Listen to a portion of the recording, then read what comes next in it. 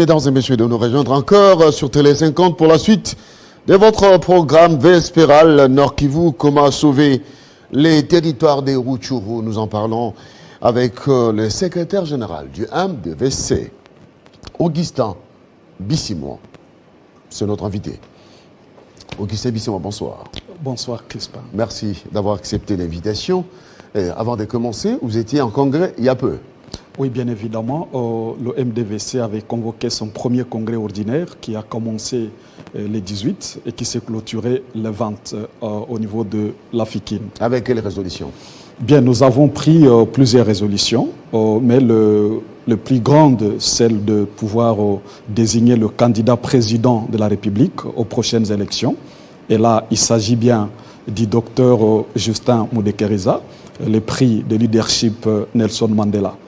Et deuxième résolution, nous avons convenu de pouvoir mettre en place des mécanismes qui devront doter au MDVC 350 députés en vue d'une assemblée constituante. C'est pas trop prétentieux? Non, pas du tout, parce qu'un homme qui est ambitieux part avec les objectifs. Et nous nous sommes assignés ces objectifs. Nous allons en réalité les atteindre parce qu'en face de nous, il n'y a pas d'adversaire. C'est minimiser les autres?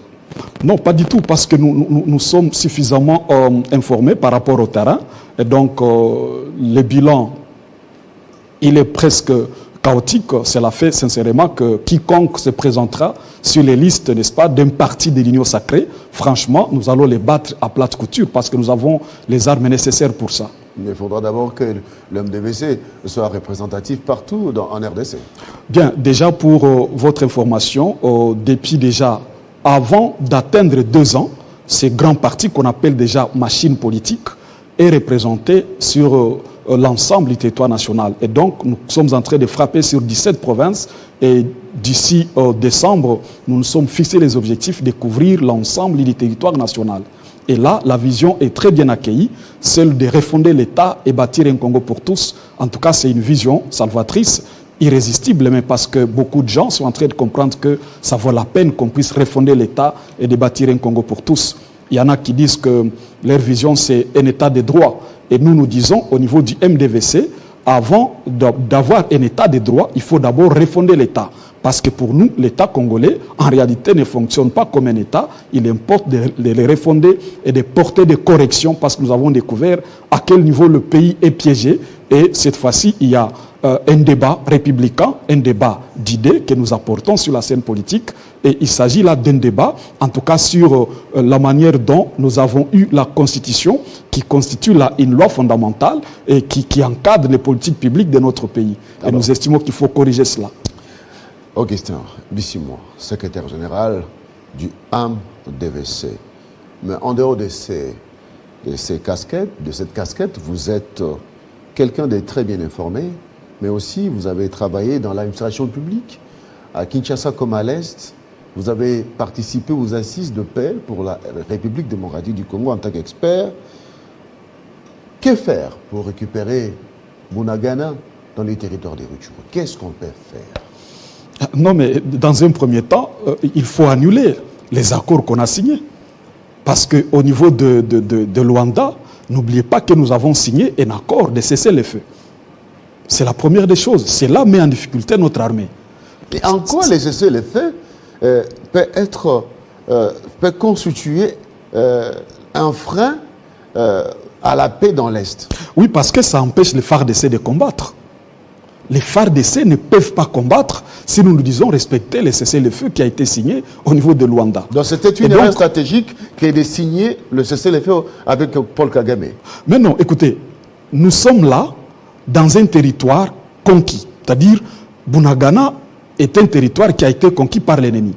Mais on vous fait signer un accord, cessez-le-feu, qui demande que l'ennemi reste dans ce territoire et que vous restiez dans vos positions, n'est-ce pas, traditionnelles. Et donc, déjà, depuis qu'on a signé ces accords-là, Bunagana est entre les mains du M23. Et la frontière de Bunagana est opérationnelle. Et elle est gérée par le M23. Et donc, la RDC ne contrôle pas ce qui se passe dans cette frontière-là de Bunagana entre notre pays et l'Ouganda. Et donc, tout ça, c'est la première des choses. il importe d'abord que nous puissions nous dire, écoutez, nous avons signé d'abord ce cessez-le-feu, nous ne comprenons pas et quelles sont les retombées, parce qu'il était dit qu'après avoir signé, l'autre partie devrait retirer ses troupes. Au lieu de retirer, ils sont en train de renforcer. Ils renforcent. Cela signifie donc qu'on nous a vendu du vent. Et nous devons cette fois-ci prendre les devants pour dire, nous sommes attaqués, notre territoire est pris et nous devons les récupérer. Pas question de cesser le feu. Et là, il faut un commandement qu'il faut. Si vous avez un commandant suprême des forces armées qui lui-même recule, eh bien, on va vous battre à plate couture. C'est comme ça que nous disons ici, deuxième des choses, il faut avoir la confiance de la population. Parce qu'au stade mais la population est derrière le FARDC. Je ne refuse pas. Je ne refuse pas. Mais le problème, c'est quoi aujourd'hui? Il y a des politiques publiques sécuritaires qui sont prises et qui ne rencontrent pas la volonté de la population. C'est déjà un danger. Première des choses, vous savez que la population n'en veut pas, ne veut pas de la MONUSCO. C'est un problème. Et quelle est la position du gouvernement par rapport à ça? Le gouvernement est silencieux.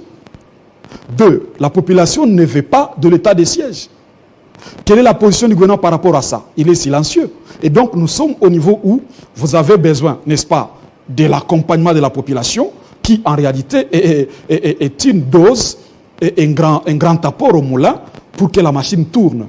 Mais désormais vous avez une population qui suppose qu'il y a un cordon ombilical coupé entre elle et le gouvernement. Alors, c'est un danger. Vous avez dit majeur. quelque chose qui m'a tiqué.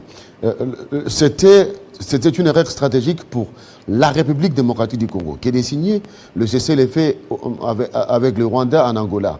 Mais arrivé à Kinshasa, le ministre des Affaires étrangères américain, lors de son interview au Rwanda, il dit nous soutenons les processus de paix entamés en Angola, en Nairobi et comme ça.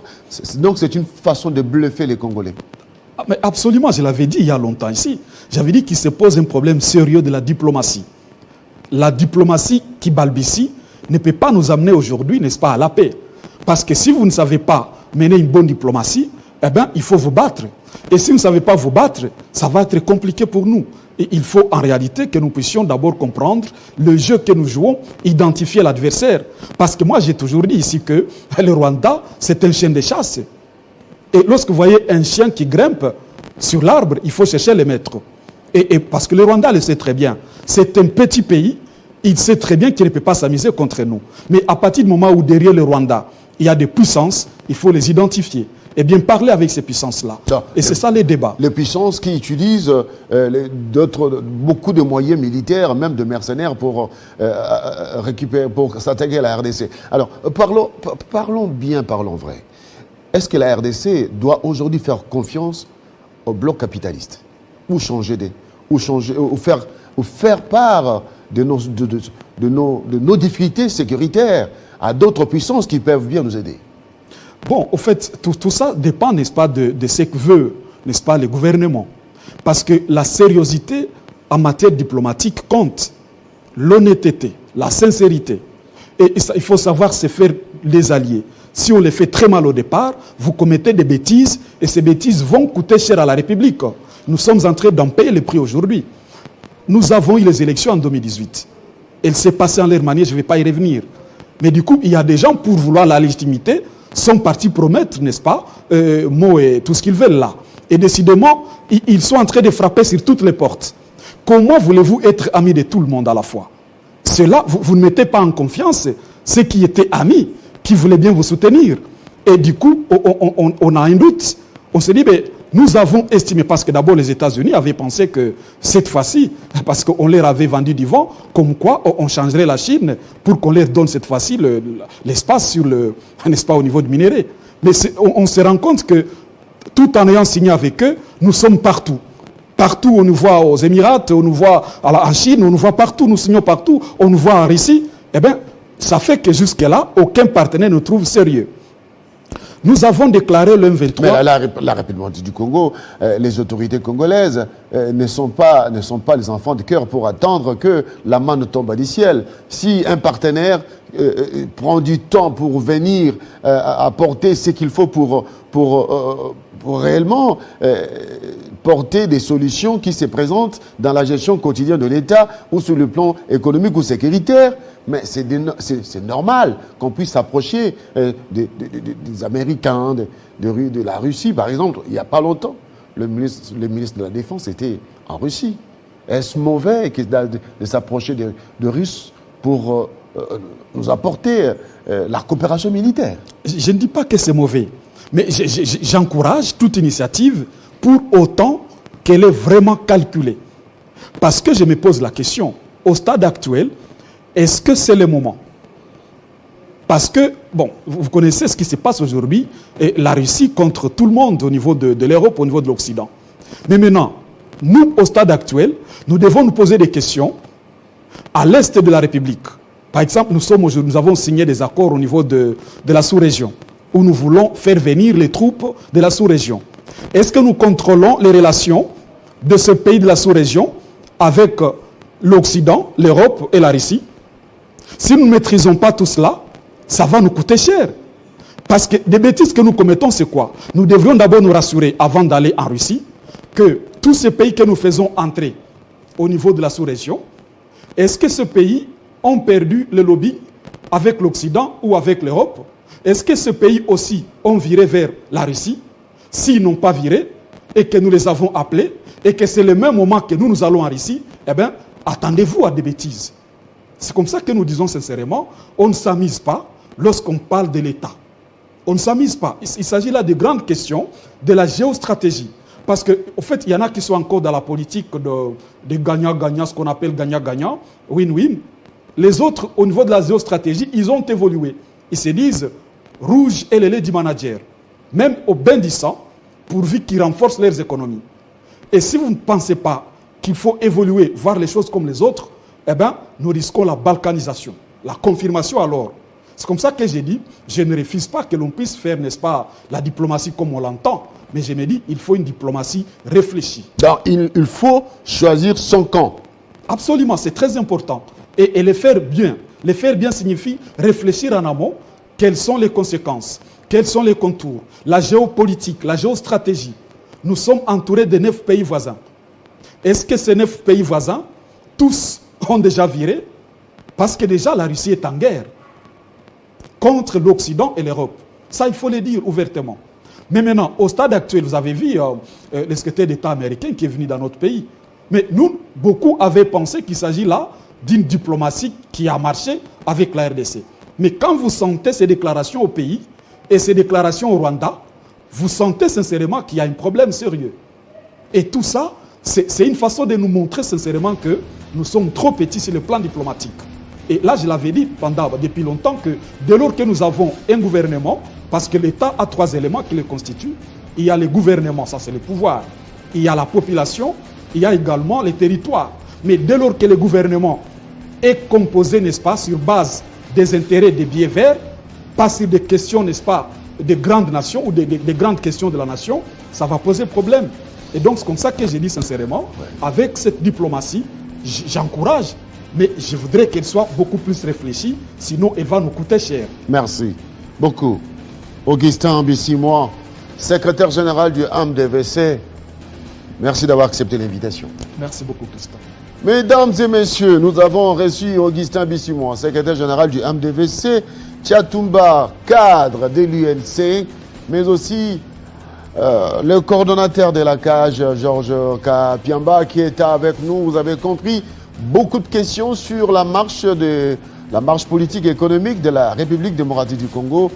Eh bien, sur Télé 50, l'information en temps réel, c'est votre droit. À 19h, vous aurez droit à la grande édition du journal présentée par Amina Bayombo. Quant à moi, je vous dis au revoir en vous fixant rendez-vous pour la semaine prochaine. À bientôt.